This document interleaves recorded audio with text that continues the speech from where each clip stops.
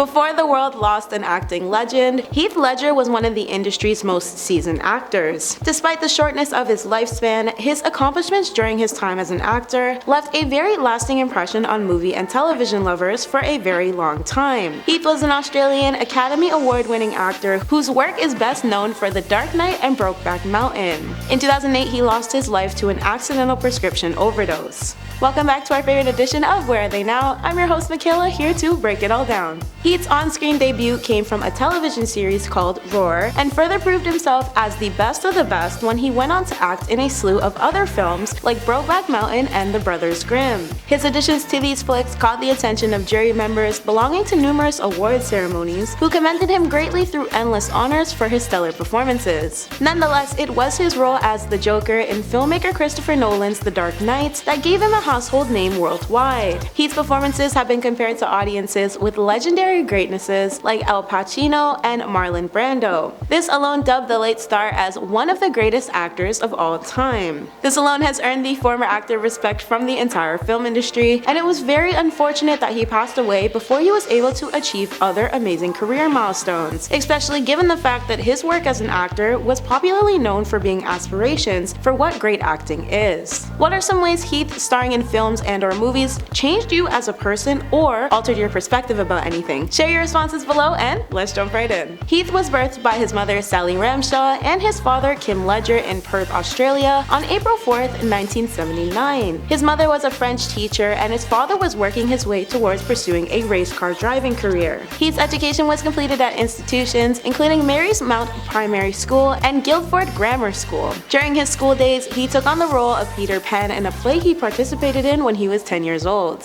When Heath was barely 17, he decided to discontinue his studies in order to pursue his acting career. Almost immediately after he changed the course of his life, he landed the role of a homosexual man in a 1996 TV series called Sweat. In 1997, two new opportunities presented themselves to Heath in the works of Roar and Home and Away. For Roar, Heath was acting in an action-adventure fantasy series, while oppositely, Home and Away was an Australian audience-targeted soap opera. In the same year, Heath marked his movie debut through the Australian flick Black Rock. In the 97 thriller movie, Heath played Toby Acklin. If we fast forward to 1999, this was the year Heath was cast in the blockbuster American comedy 10 Things I Hate About You. His character Patrick Verona was a majorly significant addition to the plot. Again, that same year, he also starred in the Aussie crime movie Two Hands. The film went on to receive numerous actors and even bagged a Best Actor nomination for Heath. After he made waves in the industry through his first couple of works, Heath was added as a part of the Mel Gibson starring Hollywood icon The Patriot in 2000. During that same year, Heath was further added to the ensemble cast of Monsters Ball, also featuring famous actress Halle Berry. Between the period of 2001 to 2003, the late actor starred in 4 more films: A Knight's Tale, The Order, The Fourth Feather, and Ned Kelly. Then in 2005 alone, he acted in 3 other movies titled The Brothers Grimm, Casanova, and Lords of Dogtown. All 3 parts were well acclaimed and caught the attention of both insiders from the film industry as well as film audiences to stand up and notice him. The late actor's career truly started to peak and gain full traction though after Ang Lee's Brokeback Mountain was released. The film won him outstanding recognition and further catapulted him right into the status of becoming one of the most profitable actors in the film world.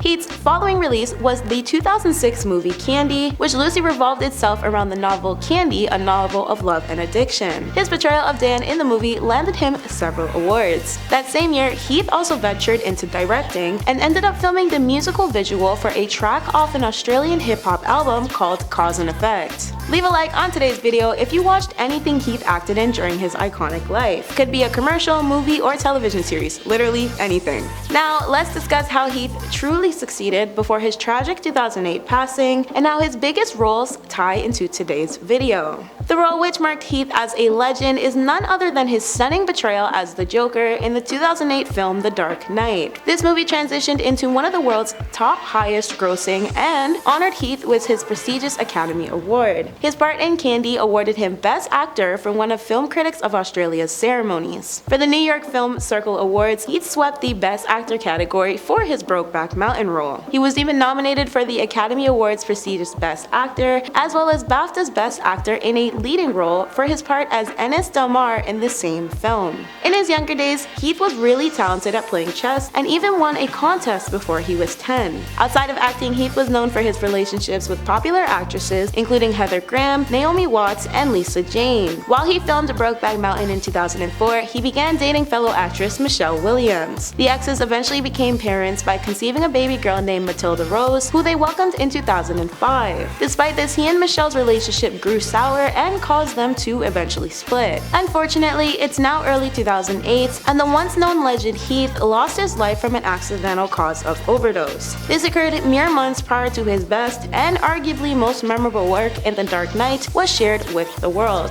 Director Christopher Nolan refused to replace Heath in the series after his death, and instead went in the direction of not mentioning his part as the Joker in the rest of the series that carried out later on. It was detailed that Heath died due to his literal overdose according to articles. However, a 2020 article from India TV claims to have the real story on his cause of death, and it's reportedly depression. In a New York Times interview, Heath once described how his portrayal of Joker in The Dark Knight was, quote, physically and mentally draining. There are even reports outside of the one mentioned earlier which suggest Heath fell into depression after his time filming. Apparently, the character took such a toll on Heath's mental and physical health that he was suffering from insomnia. However, this speculation was cleared up in a documentary surrounding the late actor. His sister, Heath Ledger, even confuted these reports when she made a statement at the film's premiere. She addressed the Tribeca Film Festival audience with, "I was really shocked because that was him having fun. Every report was coming out that he was depressed and that things were taking a toll on him, and we're going, honestly, it was the absolute opposite. It couldn't be more wrong. He had an amazing sense of humor, and I guess maybe only his friends and family knew that. But he was having fun. He wasn't depressed about the Joker."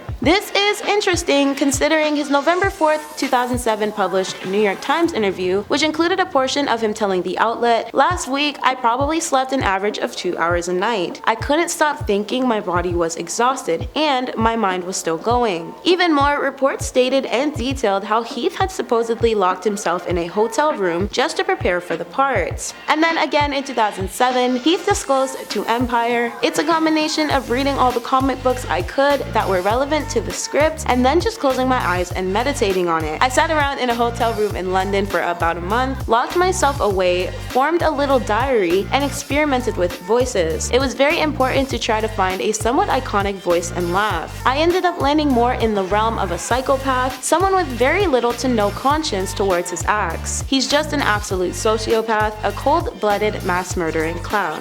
Remember that documentary we touched on earlier? Yeah, Heath's father Kim was also featured in it. Kim uncovered notes that his son once made inside his diary, which reportedly included images of a Clockwork Orange's character Alex DeLarge, as well as pictures of hyenas. According to the doc, the final page inside the secret book had the words "bye-bye" written in giant letters from Heath. On this, Kim recalled, "It was hard to read that. He galvanized this upcoming character. That was typical of Heath. He would do that. He liked to dive into his characters, but this time he really took it up a notch." Steering back to 2008, Heath was originally found unconscious on his bed by his housekeeper on January 22nd. Then on February 6th of that same year, the New York's Chief Medical Examiner's Office stated in a report, "We have concluded the manner of death is an accident resulting from the abuse of prescribed medications." Heath's last starring work, The Dark Knight, grossed more than $1 billion in box office sales, with the actor also receiving the Best Supporting Actor Oscar after his death. He was also posthumously honored with the Golden Globes and Academy Awards Best Supporting Actor for his performance in the film mentioned earlier. While filming for The Dark Knight, Heath often would keep the Joker's diary on hand, which listed notes to help him become the character. Otherly, it's common for each generation to lose a talent that is irreplaceable in time, like Jimi Hendrix and James Dean. Heath would very much fall into this category of timeless legends. His work in The Dark Knight, something he wasn't fortunate to be able to experience or enjoy, having passed 7 months prior to its release, was arguably his most incredible work and won him his biggest achievements and industry praise. Though his career was short-lived, he was featured in classic parts, with the Joker becoming his top one. With his knockout performance perfecting the the villainy of The Dark Knight's Joker, Heath proved his talents are many and plentiful, and are ideally suited for the world of comic book movies. Even so that he could, and probably would have, played the Joker in the 2019 standalone film of the same name. This movie centers itself around the DC comic villain, directed by Todd Phillips and screenplay co-wrote by Todd and Scott Silver. Joaquin Phoenix landed the role of the Joker in his late 2010s Solo, which serves as a direct origin story for the villainous character.